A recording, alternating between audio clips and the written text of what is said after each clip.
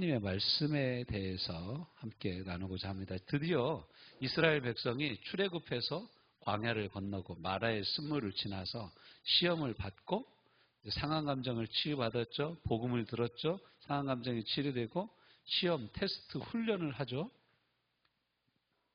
그리고 이제는 시내 산에 이릅니다. 시내 산에 이르러서 시내 산에서 뭐 합니까? 모세가 광야에서 다 광야 생활을 하고 그 가운데 지점이 시내산입니다. 시내산에 올라가서 모세는 이스라엘 백성을 위한 하나님의 계명, 즉 십계명을 받게 됩니다.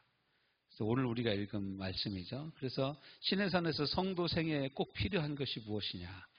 양식도, 지식도, 안내지도, 나침판 이것을 움직이게 하시는 이는 성령 하나님이시죠.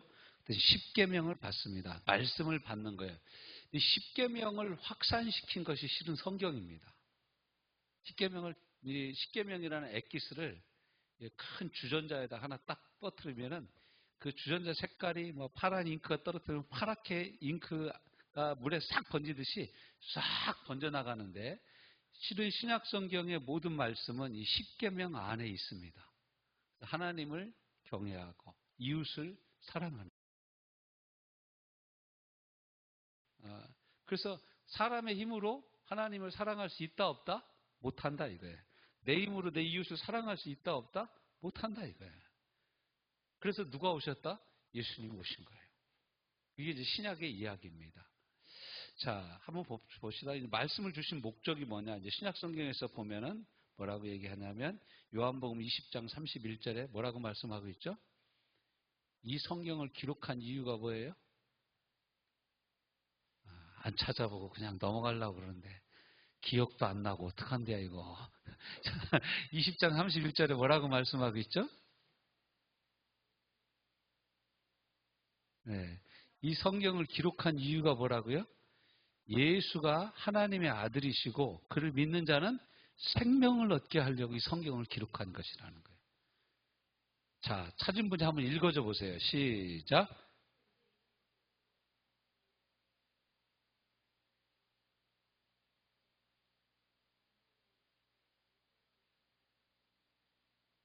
아멘. 이 성경을 기록한 이유가 그거라는 거예요. 근데 많은 사람들이 성경을 잘못 오해하고 있어요. 야, 성경이 소크라테스의 그 말보다 못해. 공자가 한 말은 얼마나 유명한데 성경은 그런 말이 없어. 우리가 이렇게 생각할 수가 있어요. 근데 성경은 그런 목적이 아니라 예수가 하나님의 아들이시라는 것을 발견하는 책이에요. 예수님을 믿어야 구원을 받는다는 것을 알게 되는 책이 뭐라고요? 성경이라는 거예요. 그러니까 우리가 그런 관점에서 성경을 읽어야 된다는 거예요. 성경은 우리 구원의 책입니다. 성경을 통해서 성경에서 얘기하는 역사가 잘못됐어. 이거 우주의 역사를, 우주의 나이를 계산하는 것에 의하면 성경에서 나오는 얘기는 틀려. 우리가 이렇게 성경을 생각하면 안 된다는 거예요. 성경의 모든 표현과 목적지는 성경을 기록한 목적은 예수님을 믿게 하려는 데 있어요. 네, 예수님. 그러니까 우리가 성경을 읽을 때 어떻게 읽어야 돼요? 예수님을 믿으려고 읽어야 됩니다. 더 잘 믿으려고 읽어야 됩니다. 예. 또 디모데후서 3장 16절 17절은 우리가 다 암송하는 말씀이죠. 하나님의 말씀할 때 우리가 암송했죠. 말씀. 디모데후서 3장 16, 17절. 모든 성경은 하나님의 감동으로 된 것으로 교훈과 책망과 바르게 함과 의로 교육하기에 유익하니. 그렇죠. 의로 교육하기에 유익한 것이 하나님의 말씀이에요. 그러니까 성경이 믿는 자들의 헌법이 되는 거예요. 믿는 자들의 규범서가 되는 거예요. 또 신명기 8장 3절에서는 뭐라고 말씀하고 있죠? 하나님의 입에서 나오는 모든 말씀으로 살아야 된다. 사람은 뭘로 살아야 된다? 하나님의 입에서 나오는 모든 말씀으로 살아야 된다. 하나님의 말씀이 나를 향하여 뭐라고 말씀하고 있는가? 집중해야 됩니다. 이걸 이제 마태복음 6장 11절 줄기도문에서는 뭐라고 얘기해요? 오늘날 우리에게 일용할 양식을 주옵시고. 그래서 이제 이 십계명을 우리에게 주신 이유는 관계 정립입니다. 관계. 엄마 아버지도 없고 자기 마음대로 사는 그런 사람이 아니라 나를 지은 창조주 하나님이 계시고 이 창조주 하나님을 알고 살으라는 거예요. 1계명부터 4계명이 그래서 대신계명이라고 그래요. 따라서 해봅시다. 대신계명. 신을 향한 계명이라는 거예요. 하나님을 향한 계명. 그래서 뭐라고 나옵니까? 첫째는 나 외에 다른 신을 섬기지 말라. 두 번째는 뭐라고 얘기해요? 너를 위하여 새긴 우상을 만들지 말라. 우상을 잘 얘기하고 있어요. 우상은 뭘 위해서 만드는 거라고요? 나를 위해서 만드는 거예요. 여러분 우상이 몇 개나 있어요? 비 올 때 쓰는 우산 말고 우상. 여러분을 위해서 여러분이 만든 게 우상이라는 거예요. 여러분 자존심이 우상이 될 수 있어요. 응, 응. 자존심이 우상일 수가 있어요. 왜냐하면 자존심보다 하나님보다 자존심, 내 자존심을 더 귀하게 여기면 그게 우상인 거예요. 내가 하는 행동을 나의 자존심의 근거로 두고 살면 자존심이 우상인 거예요. 되게 무서운 얘기예요. 그러니까 오늘 우리 저기 우주가 오니까 우리 우주 할머니가 너무너무 행복해 하더라고. 그렇죠? 그런데 저도 행복했어요. 근데 그걸 우리가 손주들을 이렇게 볼 때, 할아버지 할머니들, 저는 아직 안 돼봐서 잘 모르겠습니다. 아주 미치더만, 그거 보니까. 애들 보면 아주 미쳐. 그런 천사가 없어. 할머니가 마귀 할머니다가 애들만 보면 아주 천사로 바뀌어. 그런데 그게 우리의 우상이 되면 안 된다는 거예요.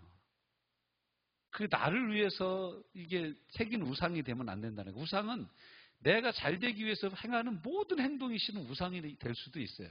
그게 잘못된 건 아닌데 그게 지나치면 우상이 되는 게 우상숭배. 그래서 우상을 골로새서 3장 5절 신약성경에서는 뭐라고 얘기하냐? 탐심이 곧 우상숭배다 이거예요. 탐심이 뭐예요? 나를 위해 뭔가를 만드는 거예요. 나를 위해. 탐심, 욕심.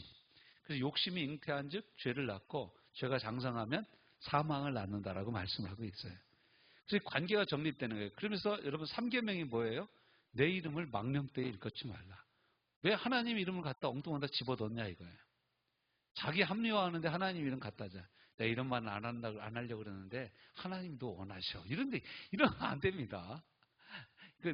어떤 사람은 장사하려고 하는데 이거 다 주님의 뜻이야. 뭐 이렇게 얘기하면 안 됩니다, 여러분. 내가 뭐 하나 팔아먹으려고 그 주님의 뜻을 막 주님의 이름 팔고 그러면 안 되는 거예요. 사고 파는 건 경제적인 관점에 따라서 사고 팔아야지 그걸 갖다가 주님의 뜻이냐 아니냐 이런 것 갖다가 개입을 하면 곤란합니다. 근데 우리가 이렇게 잘못 생각할 수가 있어요. 그 다음에 네 번째가 뭡니까? 안식일이야. 여러분 이 안식일 얘기 잘 들어보세요, 여러분. 우리가 출애굽기 20장에서 안식일에 대한 부분이 몇 절 나옵니까? 안식일 9절부터 시작해가지고 8절부터 시작해가지고 11절까지 나오죠. 되게 길죠, 안식일이. 안식일이 왜 이렇게 길게 나왔을까요? 사람들이 안 쉬니까.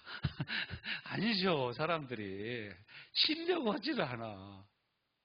여러분, 주일날 좀 쉬어야 되는데 안 쉬어, 사람들이. 안 쉬는 거야.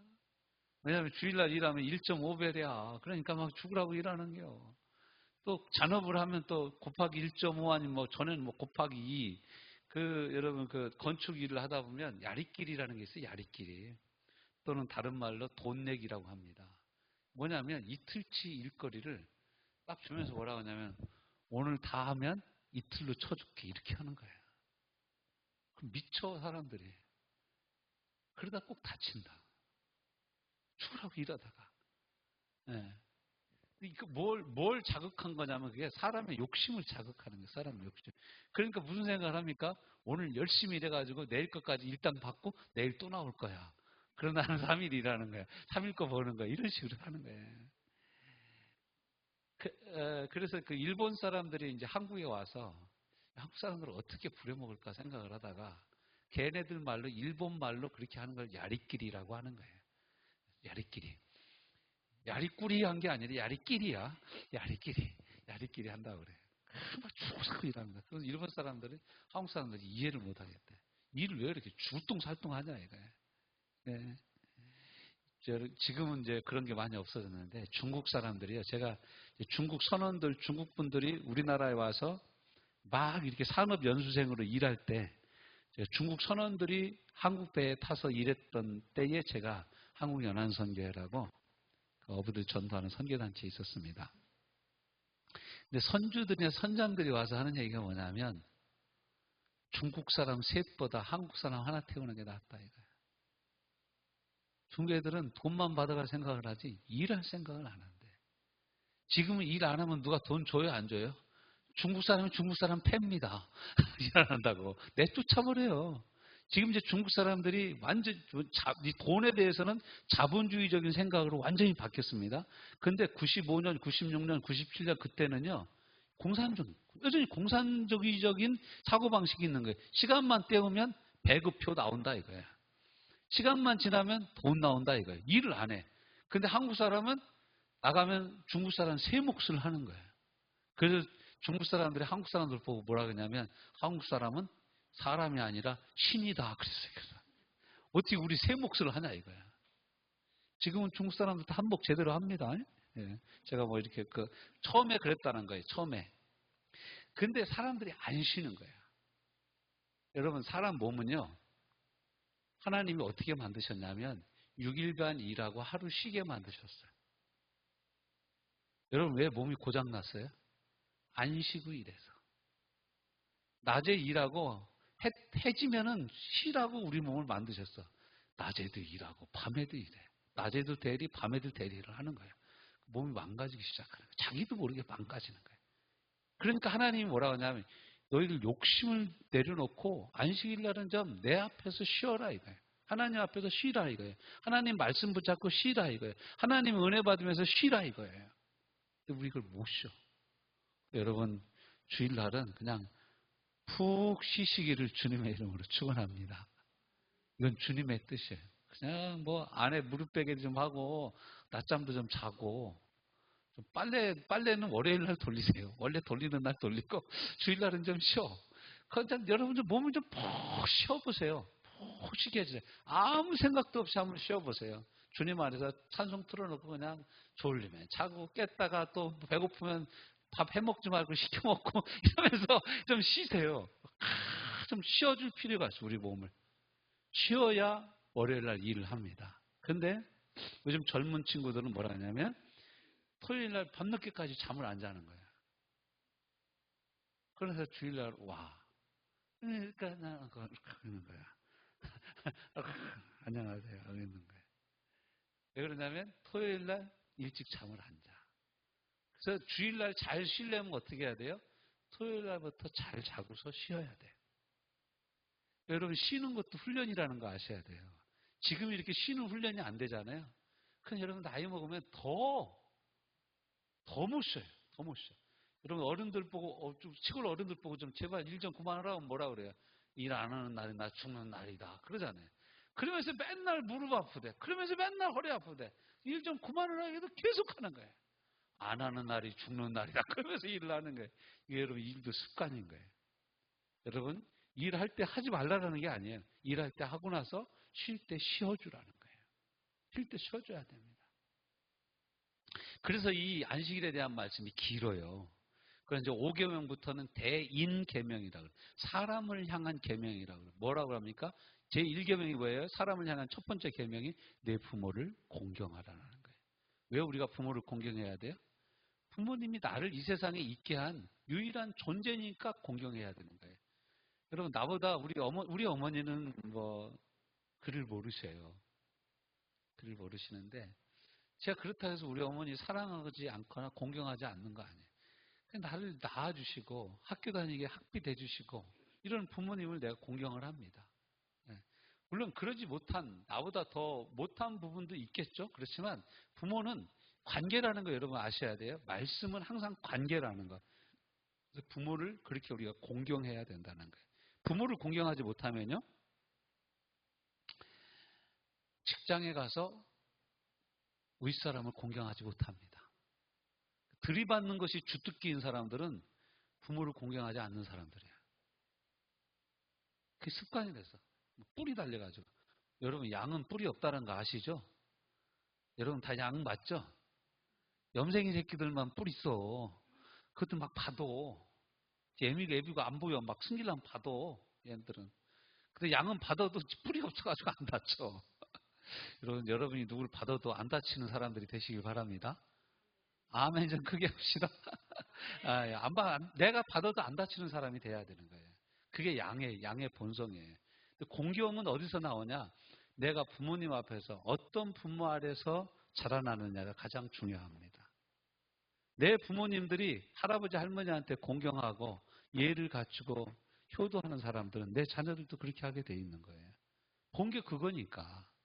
그러니까 여러분, 교육은 말로가 아니라 보여주는 걸로 되는 거예요. 말로가 아니라 보여주는 걸로. 그래서 내 부모를 공경하라. 그 다음에 이제 제 6계명은 뭐예요? 살인하지 말라. 7계명은 간음하지 말라. 8계명은 살인하지 말라. 도적질하지 말라. 그래서 잘 안 되면 살간도 이렇게 하면 돼요. 살간도. 도는 도인데 살간도야. 그래서 이제 목사님들끼리 이렇게 얘기할 때 누구 얘기 뭐 이런 얘기 하다가 그분 7계를 범했다며 이러면 이제 가는 말은 이제 성적인 범죄를 범하는 거예요. 여러분, 이 성적인 범죄가요 참 오래 갑니다. 이 흔적이 오래 가요. 그리고 요즘에는 이제 아주 자유로운, 이 성적으로 많이 자유로운 시대에 우리가 살고 있잖아요. 우리 청년들 이제 연애도 자유롭고, 심지어는 연애를 할 거냐 말 거냐를 자보고 결정하는 애들도 있대요. 이런 시대에 우리가 살고, 우리 부모들도 보면, 야, 아무튼 뭐 어떻게 하든 좋은데 뭐 애만 데리고 오지 마. 이런 식으로 얘기하는 부모들도 있어요. 근데요, 여러분, 이게 결혼하고 나면 걱정인 거예요. 왜 그렇습니까? 비교가 되는 거예요, 비교가. 사람은 비교가 안 될 수가 없습니다. 안 될 수가 없어요. 그때 그 여자는 이게 좋았는데, 그때 그 사람은 이게 좋았는데, 지금 이 사람하고, 그때 지금 이 여자하고 비교가 돼요, 안 돼요? 되는 거예요. 되는 거예요. 이게 무서운 거예요. 그래서 결혼이 오래 가지를 못해요. 자, 이제 이 말씀에 대한 이해를 한번 해봅시다. 말씀은 어떤 종류가 있냐? 기록된 말씀. 이 성경이에요. 성경을 기록된 말씀이에요. 성경은 히브리어, 헬라어, 아람어로 기록되어 있는데, 우리가 가진 한글 성경은 성경이 한글로 나온 게 아니에요, 여러분. 아시겠죠? 본래 성경의 원어는 히브리어, 헬라어, 아람어로 기록되어져 있습니다. 이걸 번역한 것이 우리 성경이에요. 그래서 여러분, 성경 맨 첫 페이지에 보면은 자기 성경을, 이 성경을 소개를 하면서 뭐라고 나오냐면, 이런 말이 쭉 나와요. 성경 보는 법, 이 성경은 어떤 번역본에 의해서 어떻게 번역된 책입니다. 이런 게 딱 밝혀진 책들이 있어요. 네. 네. 그래서 이거 성서 공예에서 한 겁니다. 저작권 어디에 있습니다. 이런 거 다 나온 거. 이게 없으면은 여러분 성경책이 그렇게 좋은 건 아니라는 거예요. 근데 그런 내용이 쭉 나와요. 그래서 이게 구약의 히브리어 어떤 번역본에 의해서 번역되었고, 신약 헬라어는 코인의 헬라어에 근거된 기록된 성경에 의해서 번역된 성경입니다. 이런 것까지 나온 책은 상당히 학적으로 접근을 많이 한 책이라고 할 수 있어요. 근데 그런 것이 안 나왔다고 해서 안 좋은 성경이 아니라, 우리나라 성경이요, 이 한글 성경이 정말로 대단한 성경입니다. 보통 번역은요, 85% 이상의 의미만 전달되면 거의 완전한 번역이라고 그래요. 그래서 번역하는 사람들의 이제 특징, 많이 하는 얘기가 있어요. 여러분도 한번 해볼래요? 번역은 반역이다. 번역이 엉뚱하게 해놓은 번역들이 얼마나 많은지 몰라요. 깜짝깜짝 놀래요.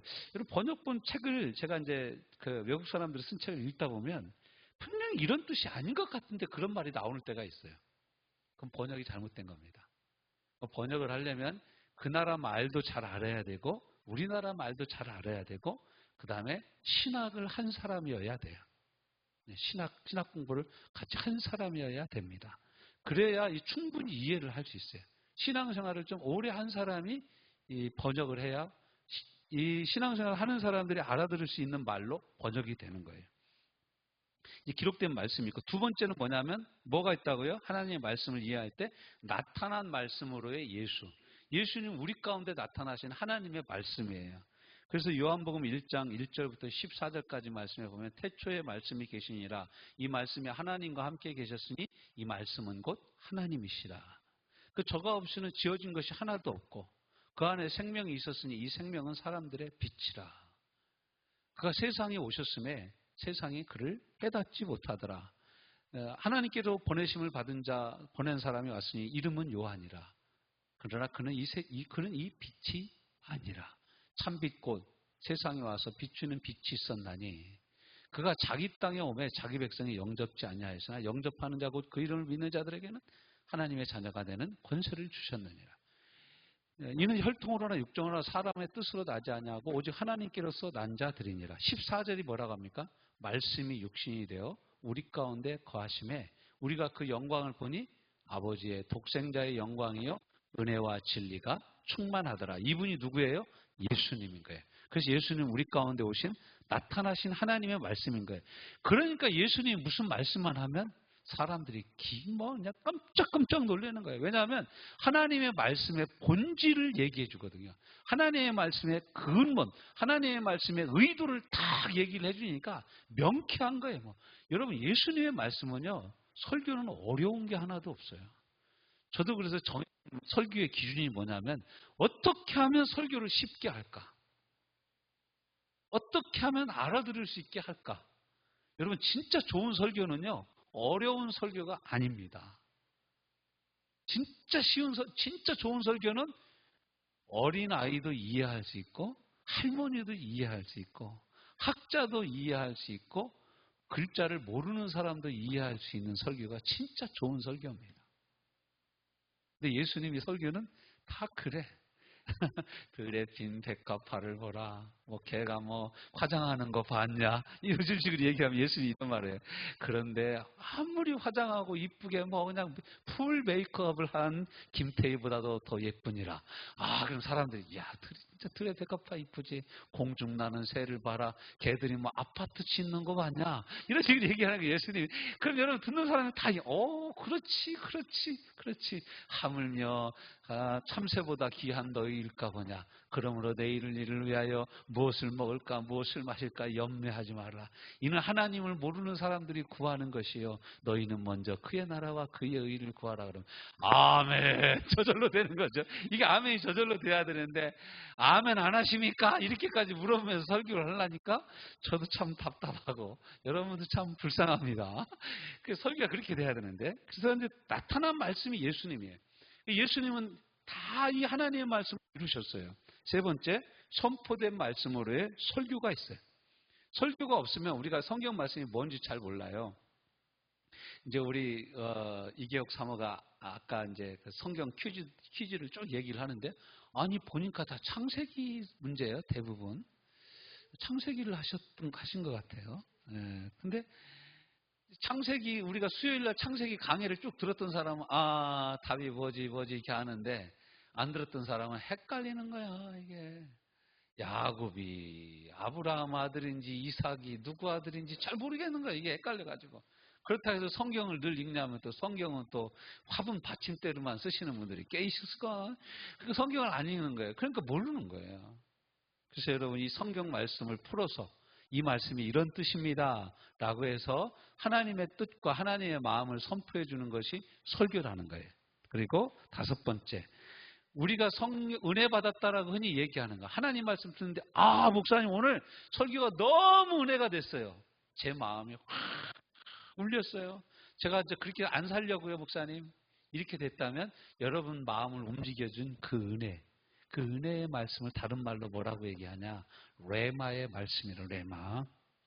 직접적인 내게 감동을 주시는 말씀으로의 레마가 있다. 레마. 레마의 말씀이 뭐냐? 기록된 말씀이 기준이죠. 이게 기준이고.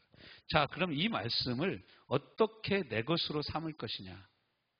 이스라엘 백성은 이 십계명을 가지고 이 광야 생활의 기준과 근원을 잡았습니다. 우리도 마찬가지 이 말씀을 하나님의 말씀을 가지고 어떻게 살 것이냐? 첫 번째는 뭐냐? 듣는 겁니다. 하나님의 말씀을 듣는 거예요. 이제 여러분이 손가락, 성경책 이렇게 한번 잡아봐요. 성경책 이렇게 한번 잡아봐요. 자, 한번 웬만하면 좀 둘씩 좀 짝을 한번 쥐어보세요. 둘씩. 두 사람씩 이렇게 짝을 지어서. 우리 앞뒤로 부부 그렇게 이렇게. 그러면은 한 사람 다 이렇게 들고 있으면 어떻게 해? 한 사람은 내려놓고 성경을. 자, 옆에 사람이 한번 가져가 보세요. 성경책. 딱 잡아서 뺏어가 보세요. 너무 세게 붙잡지 말고. 이렇게만 이제 엄지손가락 잡으면 안 됩니다. 제 집사님 엄지손가락 힘 빼요. 너무 쉽게 가져갈 수 있죠. 예. 너네들 왜 그러나, 둘이. 야, 자, 너네 둘이는 하지 마. 하지 마.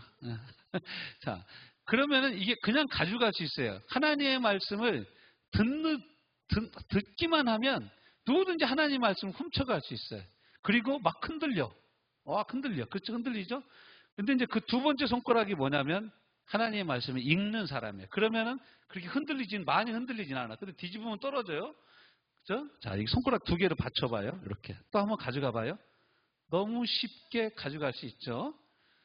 너무 쉽게 가져갈 수 있죠? 너무 쉽게 네. 자, 이게 이제 읽는 거예요. 그 다음엔 뭐냐? 세 번째 손가락은 뭐예요? 거기 나오면 공부하는 거예요. 그러니까 하나님의 말씀을 듣고 읽고 공부하는 사람은 되게 안정적이에요. 삶이 안정되기 시작하는 거예요. 하나님 말씀으로. 그때도 한번 가져가 보세요. 하십사님. 아주 쉽게 가져갈 수 있죠. 자, 그럼 네 번째 손가락은 뭐예요? 하나님의 말씀을 암송하는 거예요. 이 네 번째 손가락까지 되면 이게 성경이 삶이 이 정도 되고 막 삐뚤어지고 그래도 별로 흔들림이 없어요. 그런데도 이경수 사모님 한번 가져가 보세요. 우리 이난윤 집사니까. 너무 쉽게 가져갈 수 있는 거예요. 자, 이제 마지막으로 완전히 견고한 삶이 되려면 어떻게 해야 되냐? 엄지손가락까지 딱 가야 돼. 이 엄지손가락이 뭐예요? 하나님의 말씀을 묵상하는 거예요. 묵상이 뭐냐? 되새김질 하는 거예요. 주일날 오전에 들었던 말씀을 내 마음에 생각하고 되새김질 하는 거예요. 되새김질. 그럼 여러분 딱 잡아보세요, 이제. 최 집사님 힘을 줘. 못 가져가게. 그렇지. 뺏기면 안 돼. 꽉 잡어. 못 빠져가는 거예요. 이게 하나님의 말씀을 붙잡고 사는 성도의 삶인 거예요. 이게 제가 이 말씀의 손은요, 내비게이터 선교에서 나오는 말씀의 손 예화에서 가져온 거예요. 그런데 말씀을 들을 때는 어떻게 들어야 이렇게 능력이 생기냐? 공경하는 자세로 들어야 된다. 누가복음 8장 15절에서는 공경하는 자세를 뭐라고 표현하냐? 착하고 좋은 마음으로 말씀을 들어야 된다. 네, 자주 듣는 것이 좋습니다. 말씀을 연속곡처럼 들으면 더 좋습니다. 그 다음에 읽어야 됩니다. 하나님 말씀을 읽는데 어떻게 읽으면 1년에 한 번은 읽냐? 매 3주5 따라서 해봅시다. 매 3주5 매일 3장 주일 5장. 요즘에는 여러분 이제 성경책을 들고 다니는 분들이 별로 없어요. 우리 성도들도 보면은 다 성경책을 교회에다 놓고 다녀. 네. 스마트폰에 다 있죠. 그러면 여러분 말씀을 읽기 힘들면 많이 들으십시오. 저는 여러분의 1년에 5번 이상 성경을 다 들으시기를 주님의 이름으로 축복합니다. 많이 들으면요. 근데 놀라운 건 성경은 뭐라고 얘기하냐면 믿음이 어디에서 나온다고요? 듣는 데서 생긴대. 우리는 말씀을 읽어야 생길 걸로 생각하잖아요. 근데 말씀을 많이 들으면 들을수록 우리 믿음이 커진다는 거예요. 이게 영적인 원칙이에요. 영적인 원칙이에요. 듣고 그 다음에는 읽어. 읽는데 뭐 읽듯이 읽으라고요? 거기 써놨죠? 연애 편지 읽듯이 읽어라. 자, 로마서 1장부터 16장까지 있어. 근데 어떻게 읽어야 돼요? 그렇지. 연애 편지 중간에 끊는 사람이 있어요? 그건 연애가 아니지. 그렇죠? 그건 신문 보는 거지. 성경은 연애 편지, 우리를 향한 하나님의 연애 편지예요. 그러니까 16장까지 있어도 다 읽는 거예요, 그냥. 여러분의 삶에 성경을 읽다가 지각도 하고 성경을 읽다가 만나는 시간에 늦기도 하고 성경을 읽다가 밥도 태워 먹고 냄비도 태워 먹는 은혜가 있으시기를 주님의 이름으로 축복합니다. 이 말씀이 이게 송이꿀보다 더 달아야 돼요. 하나님 말씀이 이런 뜻이었구나. 그 다음엔 어떻게 해야 되냐? 이제 공부를 해야 되는데 이제 우리가 수요 예배 때나 이렇게 우리 주일 오후에 이렇게 성경 공부를 하죠. 근데 스스로 공부하는 방법이 있는데 스스로 공부하는 방법은 뭐냐면 성경을 읽을 때 따라서 해봅시다. 성경을 읽을 때 펜을 들고 읽으면 공부다. 그래서 구약 성경 읽다가 뭐 요셉 얘기가 나와. 내 해골 여기다 묻지 말고 가나안 땅에다 꼭 묻어다오. 약속해라. 이런 말씀이 나오면 하나님의 약속? 하나님의 약속은 반드시 이루어지지. 그래서 약속에 대한 말씀을 약속하고 옆에다가 공란에다 쳐놓고 약속에 대한 말씀을 신약 가서도 찾아보고 이렇게 줄치면서 찾아보고 빨간색도 칠하고 노란색 형광색도 칠하고 이러는 게 공부예요. 스스로 셀프 공부예요. 셀프 스터디예요. 자, 네 번째는 뭐냐면 우리가 계속 우리 교회에서 하고 있는 암송입니다. 암송이 정말로 중요해요. 우리 급할 때는 암송한 말씀밖에 생각이 안 나요. 급할 때. 그러니까 우리가 신앙의 위기에 처하고 삶의 위기에 있을 때 우리를 건져주는 능력 있는 하나님의 말씀은 암송한 말씀만 남는 거예요. 그러니까 그렇게 힘들 때 여러분 최고 힘을 주는 말씀이 뭐예요? 요한복음 3장 16절 아닙니까? 하나님 세상을 이처럼 사랑하사 독생자를 주셨으니 그 말씀 아니에요? 그렇죠? 누구든지 멸망하지 않고 영생을 얻게 하려 하십니다. 우리가 그 말씀을 믿죠. 그 다음에 이제 묵상하는 거예요. 하나님의 말씀. 시편 1편에 보면은 복 있는 사람이 어떤 사람이냐? 주야로 하나님의 말씀을 묵상하는 사람이다. 시편을 읽다가 보니까 다윗이 이렇게 고백해. 나는 하루에 7번씩 말씀을 찬양하고 말씀을 노래하겠습니다. 그러니까 이 얘기가 무슨 뜻이냐면요. 다윗은 하나님 앞에서 하루에 7번씩 예배 드렸다라는 거예요. 말씀 붙잡고. 다니엘은 하루에 3번 이상 창을 열고 예루살렘을 향하여 기도했어요. 근데 그 기도하면 잡아간다고 하는데도 알고도 기도했어요. 죽을 줄 알고 기도한 거예요. 죽기를 각오하고 기도한 거죠. 다니엘의 세 친구도 느부갓네살 우상에다가 절 안 하면 극렬히 타는 풀무불 가운데 집어 던져줄 줄 알고도 기도했어요. 절 안 했어요. 던져졌는데 안 탔습니다. 끓음 냄새도 불내 하나도 안 나고 나왔어요. 불가능한 얘기죠. 근데 하나님이 그렇게 지켜주신 거예요. 이런 것들을 우리가 묵상하는 거예요. 묵상할 때 우리 삶이 점점 부유해지고 커지는 줄로 믿습니다. 그러니까 우리를 향한 삶의 기준이 하나님의 말씀이어야 합니다. 내 느낌도 중요하죠. 내 자존심도 중요하죠. 그렇지만 내 자존심보다 내 느낌보다 내 경험보다 더 위에로 올려놔야 될 것이 뭐라고요? 하나님의 말씀이라는 거예요. 그래서 내 기분은 그렇지 않더라도 말씀이 우양우하면 제가 말씀이 우양우하니까 우양우하겠습니다. 이렇게 나가야 되는 거예요. 베드로가 이걸 잘했어요. 베드로가 밤새도록 물고기 잡으려고 그물을 던졌는데 한 마리도 못 잡았어. 근데 예수님이 마침 바닷가에서 설교를 하는데 사람들이 얼마나 밀어 제끼는지 예수님이 끝으로 하다가 육지 끝에서 바닷물로 들어가게 생겼어. 그런데 그때 한 마리도 못 잡은 베드로가 그물을 씻고 있었네. 예수님이 뭐라고 합니까? 베드로야, 내가 네 배를 타고 좀 설교를 하면 안 되겠냐. 그래서 여러분 그림 같은 거 보면은 예수님이 배 타고 설교하고 사람들은 해변에 앉아서 예수님 설교를 듣는 거예요. 이게 진짜 여름 휴가예요. 여름 휴가인데 그냥 딱 듣고 있는 거예요. 그러나서 이제 설교를 다 마치시고 베드로한테 이렇게 얘기합니다. 베드로야, 깊은 데 가서 네 그물을 내려봐라. 베드로가 어부입니다. 그 갈릴리 바다에서 잔뼈가 굵은 사람이죠. 그러니까 뭐라고 합니까? 선생님, 대낮에는요 물고기들이 물가로 나와 있지 물속 깊은 데로 안 가요. 목수가 뭐 알아요?